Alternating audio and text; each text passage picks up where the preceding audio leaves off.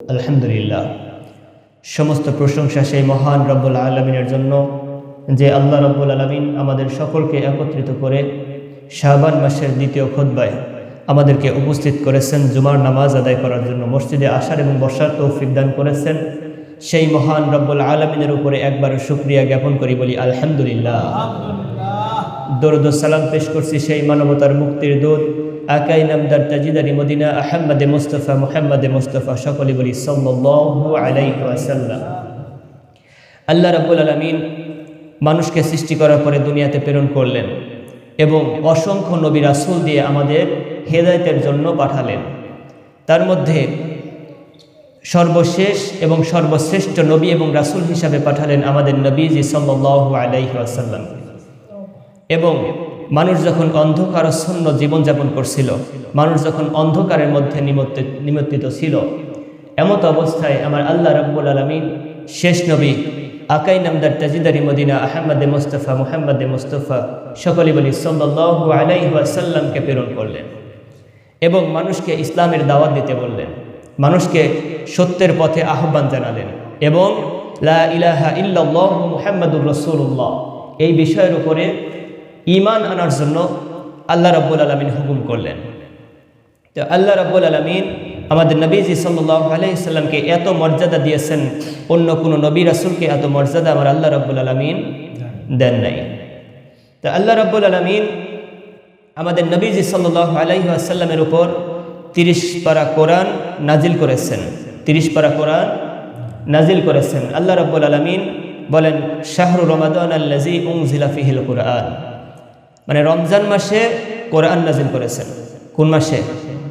রমজান মাসে কোরআন নাজিল করেছেন। এই কথাটা বলার কারণ আছে, একটু মনে রাখবেন, পরে ইনশাআল্লাহ বুঝাবো। তা আজকে খুতবার বিষয় হচ্ছে নিফস শাবান বা শবে বরাত, লাইলাতুন নিসফি মিন শাবান। তো শাবান একটা মুবারকপূর্ণ মাস। শাবান মাস, যে শাবান মাসটা চলতেছে, একটা মুবারক মাস। তো বিভিন্ন সহিহ হাদিস থেকে আমরা জানতে পারি যে রাসূলুল্লাহ সাল্লাল্লাহু আলাইহি সাল্লাম এই মাসে বেশি বেশি নফল রোজা পালন করতেন। শাবান মাসের সিয়ামই ছিল তার কাছে সবচেয়ে প্রিয় একটা আমল। নবীজি সাল্লাল্লাহু আলাইহি সাল্লাম, সুবহানাল্লাহ পড়েন। নবীজি সাল্লাল্লাহু আলাইহি সাল্লামের কাছে সবচেয়ে প্রিয় আমল ছিল এই মাসে নফল রোজা। কি? নফল রোজা।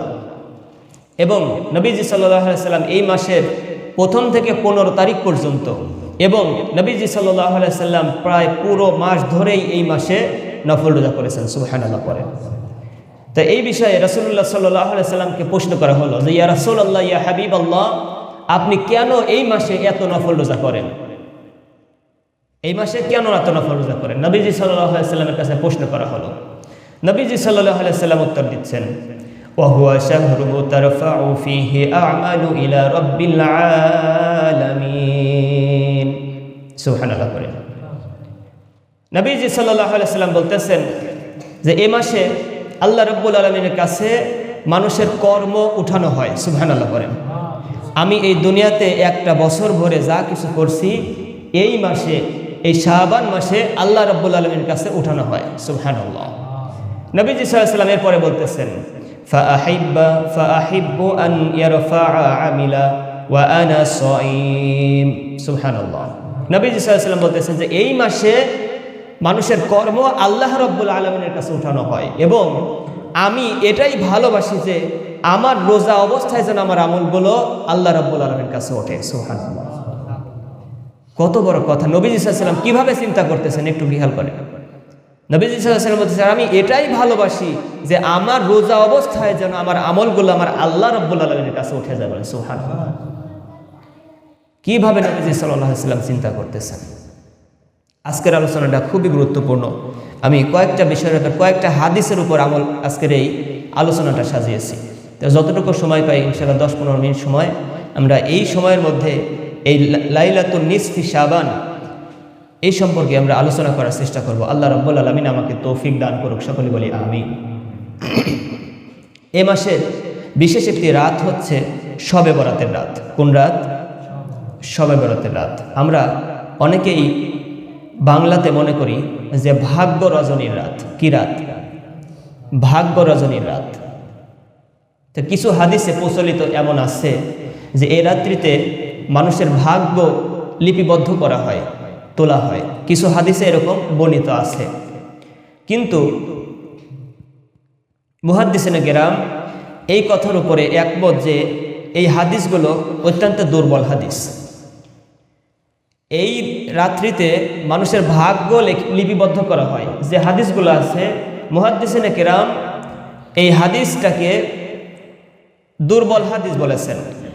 কেননা সহি হাদিসে শবে বরাতের কথা উল্লেখ আছে, তো এই হাদিসগুলো ওইভাবে গ্রহণযোগ্য আল্লাহ রাব্বুল আলামিন করেননি। তো সূরা দুখানের 3 এবং 4 নং আয়াতের মধ্যে আল্লাহ রাব্বুল আলামিন কি বলতেছেন আসুন আমরা শুনি। আল্লাহ রাব্বুল আলামিন ডাক দিয়ে বলতেছেন, ইন্না আনজালনাহু ফি লাইলাতিন মুবারাকাহ ইন্না কুন্না মুনদিরিন। সুবহানাল্লাহ বলেন। আল্লাহ রাব্বুল আলামিন ডাক দিয়ে বলতেছেন যে আমি তো অবতীর্ণ করেছি এক মুবারকপূর্ণ রজনীতে। সুবহানাল্লাহ বলেন। এই কথাটা আমি কেন বললাম?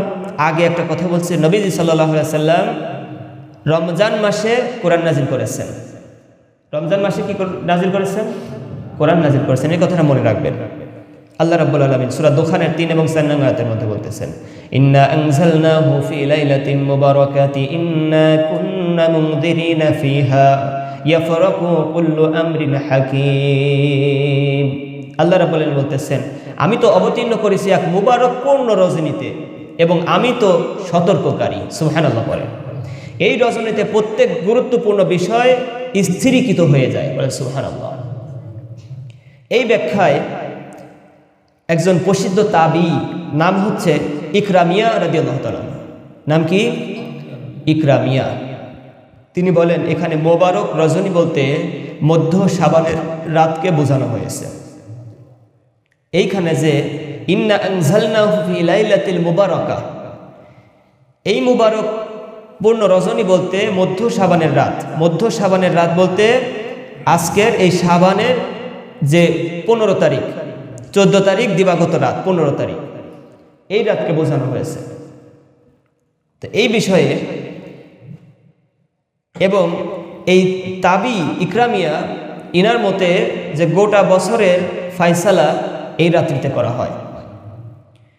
তো এই বিষয়ে মুহাদ্দিসিনে কেরামদের মধ্যে আবার মতভেদ লাগে যায়, মারামারি লাগে যায়।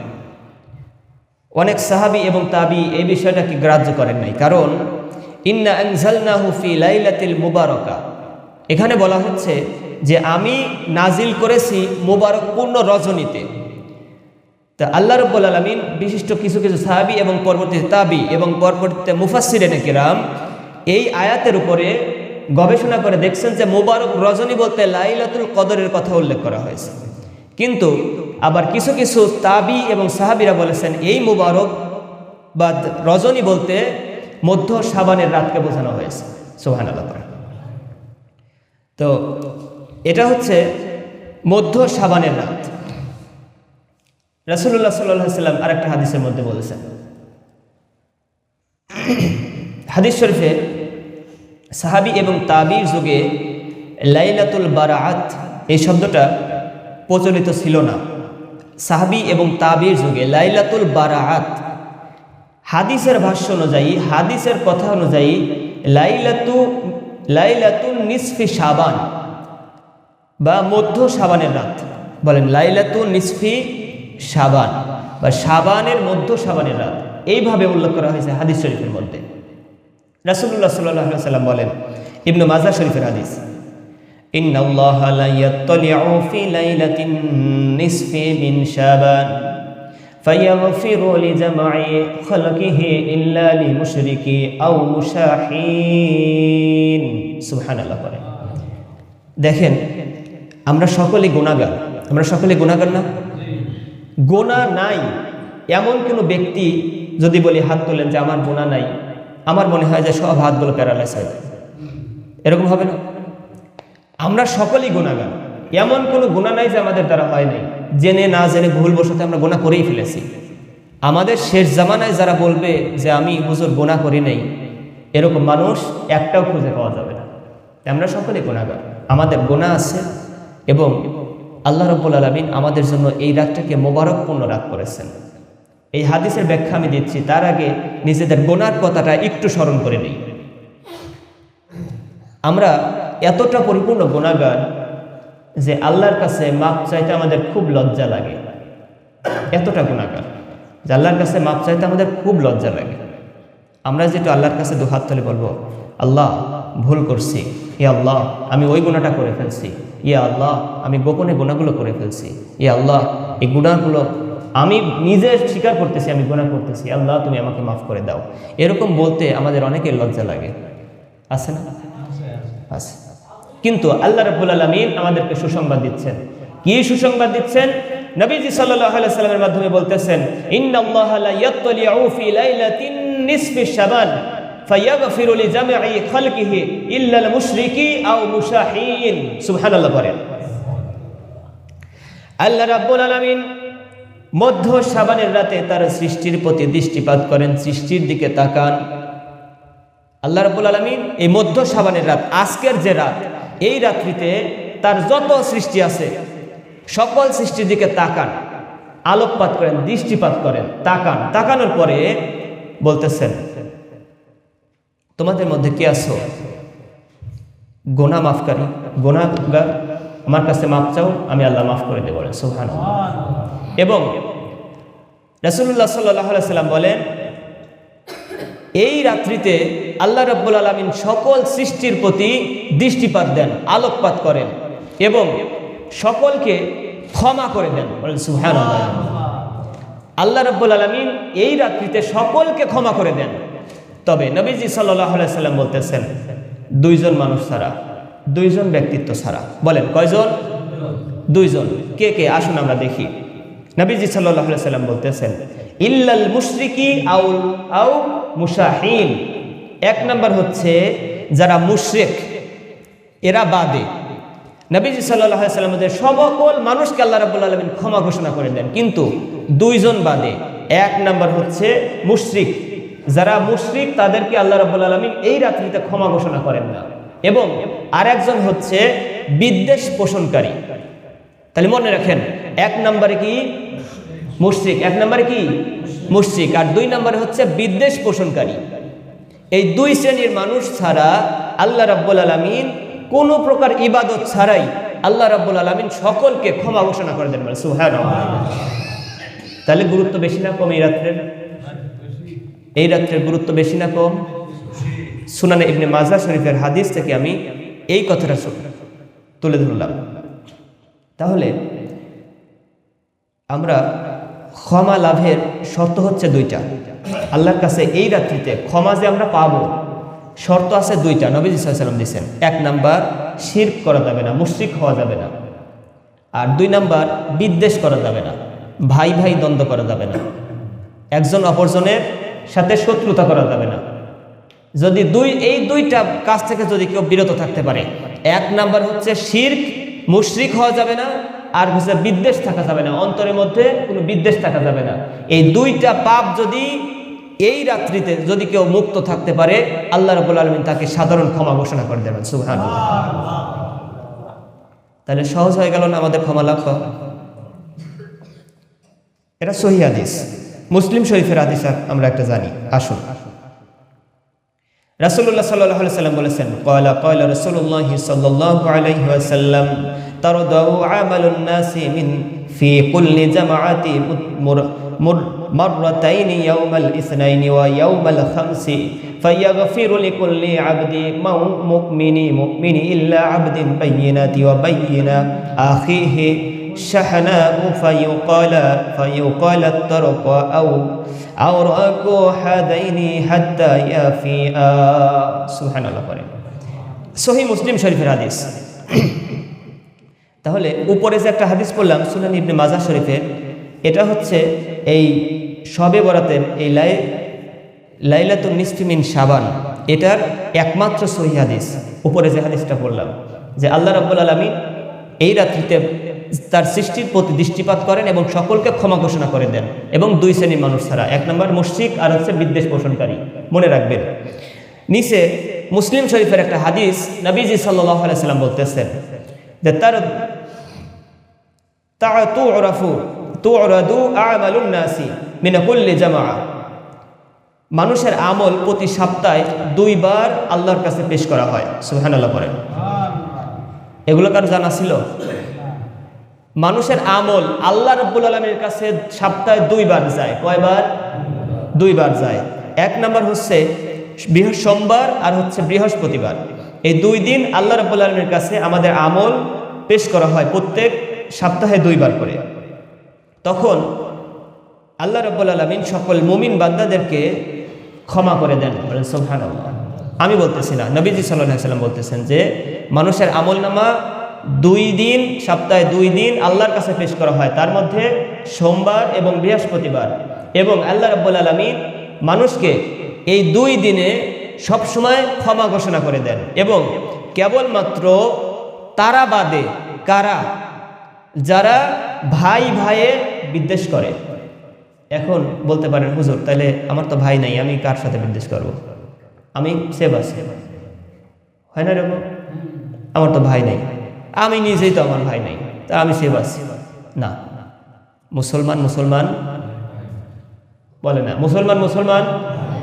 তাহলে একজন মুসলমানের সাথে আর একজন বিদ্বেষ করা যাবে না। আল্লাহ রাব্বুল আলামিন বলতেছেন হাদিস শরীফের মধ্যে, নবীজি সাল্লাল্লাহু আলাইহি ওয়াসাল্লাম, যে তারা বাদে যারা ভাই ভাই বিদ্বেষ করে এবং শত্রুতা পোষণ করে, নাউজুবিল্লাহ করে। এবং আল্লাহ রাব্বুল আলামিন বলেন যে এদেরকে বাদ দাও। কি করো? এদেরকে বাদ দাও যতক্ষণ না তারা ফিরে আসে, এই বিদ্বেষ থেকে ফিরে আসে, ততক্ষণ তারা বাদ। আমি কোথা কি বোঝাতে পারছি হাদিস? ততক্ষণ পর্যন্ত আমাদের গুনাহ মাফ হবে না যতক্ষণ আমরা ভাই ভাই বিদ্বেষ থেকে চলে আসব। তাহলে এই রাত্রের ফজিলত কম না বেশি? ইবাদত করার দরকার আছে না নাই? আছে। আচ্ছা, আরেকটা হাদিস বলে আমি ইনশাআল্লাহ শেষ করব। সুনান ইবনে মাজা আলী রাদিয়াল্লাহু তাআলা এর সূত্রে হাদিসটি সংকলন করা হয়েছে, যাতে বলা হয়েছে ইযা কানাত লাইলাতুন নিসফি মিন শাবান ফাকুমু লাইলাহা ওয়াদুমু নাহারা ফাইন্নাল্লাহা ইয়ানজিলু ফিহা লিগরবি শামসি ইলা সামাঈদ দুনিয়া। সুবহানাল্লাহ বলেন।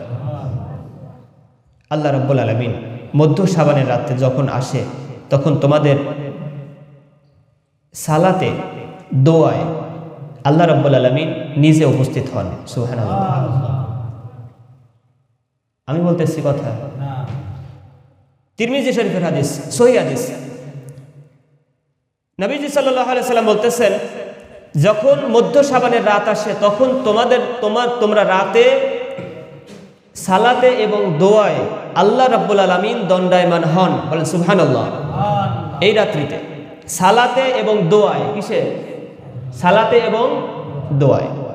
এবং দিবসে সিয়াম পালন করো, এবং এই দিবসে, এই রাত্রিতে, এই রজনীতে তোমরা সিয়াম পালন করো। দিনে, দিবসে মানে দিনে বলতেছেন, কারণ ওই দিন সূর্যাস্তের পর মহান আল্লাহ রাব্বুল আলামিন পৃথিবীর প্রথম আসমানে অবতীর্ণ করেন। সুবহানাল্লাহ। পৃথিবীর প্রথম আসমানে আল্লাহ রাব্বুল আলামিন অবতীর্ণ করেন এবং বলতে থাকেন, কোনো ক্ষমা প্রার্থনাকারী আছো? আমি আল্লাহ ক্ষমা করে দেব। সুবহানাল্লাহ করবেন না? আল্লাহ রাব্বুল আলামিন আজকের এই রাত্রিতে প্রথম আসমানে আসবেন এবং আমাদের দিকে তাকিয়ে বলবেন, এ বান্দারা, কোনো ক্ষমা প্রার্থনাকারী আছো? আমি আল্লাহ ক্ষমা করে দেব, ক্ষমা চাও। আল্লাহ রাব্বুল আলামিন বলতেছেন, কোনো রিজিক অনুসন্ধানকারী আছো? আমার কাছে রিজিক চাও, আমি রিজিককে বাড়িয়ে দেব। বলেন সুবহানাল্লাহ। নবীজি সাল্লাল্লাহু আলাইহি ওয়াসাল্লাম বলতেছেন, আল্লাহ রাব্বুল আলামিন এই দুর্দশা যে ব্যক্তিগুলো আছে, এই দুর্দশা ব্যক্তিদের দিকে তাকিয়ে থাকেন যে তারা কখন আমার কাছে সাহায্য চায়, আর আমি আল্লাহ রাব্বুল আলামিন আজকের এই মোবারক পাক রজনীতে তাদেরকে দিতে 1 সেকেন্ডও দেরি করব না। বলেন সুবহানাল্লাহ। তাহলে আজকের এই রাত্রিতে ইবাদতের দরকার আছে না নাই? আছে। কিন্তু আজকে ভাগ্যক্রমে আমাদের পড়ে গেছে ইংরেজিতে 14ই ফেব্রুয়ারি, বিশ্ব বেহায়া দিবস। ইনশাল্লাহ এবার বলবেন যে হুজুর, ইনশাল্লাহ সারা দিন আমরা ওই ঘুরতে যাব আর হচ্ছে রাত ভরে ইবাদত করব। ভালো হবে বিষয়টা না? সারা দিন আমরা অকাজ কুকাজ করবো আর রাত ভরে ইবাদত করবো, আল্লাহর কাছে ক্ষমা চাবো, আল্লাহ মাফ করে দেবে। এই কাজ করবেন না ভাই। যেহেতু আমরা পেয়েছি এমন রাত, আমাদের এই 14ই ফেব্রুয়ারি বিশ্ব বেহায়াপনা দিবস, এই দিনটা অন্তর থেকে মুছেই ফেলেন আজকের জন্য, একদম মুছে ফেলেন। যেহেতু আজকে জুমার দিন সহ আমাদের পেয়েছি লাইলাতুল বারাত। সুবহানাল্লাহ বলবেন না? এরকম সৌভাগ্য হবে না। নিজের জীবনটাকে পরিবর্তন করার সময় আজকে, নিজের জীবনের সমস্ত গুনাহকে শেষ করার রাত্রে আজকে। এই রাত্রিকে কাজে লাগান। এই রাত্রিতে মসজিদে আসেন, ইবাদত করেন, যত গুনাহ করছেন আল্লাহর কাছে দুহাত তুলে মাফ চান, আল্লাহ রাব্বুল আলামিন মাফ করে দিবেন। সুবহানাল্লাহ। তাই এজন্য আমরা ওই দিকে যাব না। আজকে আবার দেখেন ওই একদল আছে যারা বলবে ফাগুন হাওয়ায় হাওয়ায় করেছি যে দান। ফাগুন মানে ফাল্গুন মাসের প্রথম দিন, একদম শিল্পী সমাজ যারা আছে তারা এই গান বলবে। তো এইগুলো থেকে আমাদের হেফাজত করার তৌফিক দান করুক আল্লাহ রাব্বুল আলামিন। সকলে বলি আমিন। রাতভর ইবাদত করার জন্য তৌফিক দান করুক, সকলে বলি আমিন। নিয়ত করে ফেলেন আজকে আমরা কোথাও যাব না, আল্লাহর ইবাদতে, আল্লাহর ধ্যানে সারা রাত মগ্ন থাকবো। আল্লাহ রাব্বুল আলামিন আমাদের কবুল করুক, সকলে বলি আমিন। যারা সুন্নত পড়েন নাই সুন্নত পড়েন না।